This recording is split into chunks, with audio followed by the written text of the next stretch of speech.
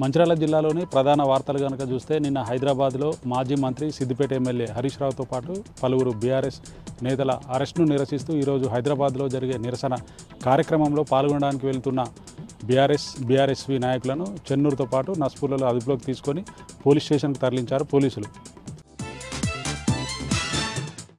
ఇక మిగతా వార్తల్లోకి వెళ్తే చెన్నూరు మున్సిపాలిటీలోని అక్రమ కట్టడాలపై మున్సిపల్ అధికారులు చర్యలు చేపట్టారు. సర్వే నెంబర్ 840లోని ప్రభుత్వ భూమిలో ఎలాంటి అనుమతులు లేకుండా నిర్మించిన 22 ఇళ్లకు నోటీసులు జారీ చేశారు అధికారులు. ప్రభుత్వ భూమిలో ఎలాంటి అనుమతులతో ఇంటి నిర్మాణాలు చేపట్టారని, ఏ విధంగా ఇంటి నెంబర్లు పొందారో 3 రోజుల్లోగా ఆధారాలు సమర్పించాలని నోటీసులో పేర్కొన్నారు మున్సిపల్ అధికారులు.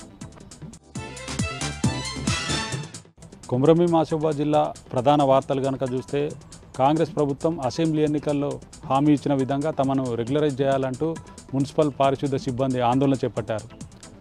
ఆసిఫాబాద్ జిల్లా కేంద్రంలోని అంబేద్కర్ చౌరస్తా నుంచి కలెక్టరేట్ వరకు ర్యాలీ నిర్వహించి ధర్నా చేపట్టారు.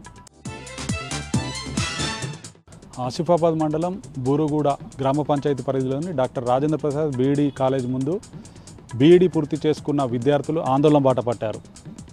ప్రభుత్వం నుండి ఫీజు రియంబర్స్మెంట్ రాలేదనే సాకుతో తమ 10th, ఇంటర్, డిగ్రీ సర్టిఫికెట్లతో పాటు బీఎడ్ ఒరిజినల్ సర్టిఫికెట్లను కూడా ఏడాది కాలంగా ఇవ్వకుండా యాజమాన్యం వేధింపులకు గురి చేస్తుందంటూ విద్యార్థులు ఆవేదన వ్యక్తం చేశారు.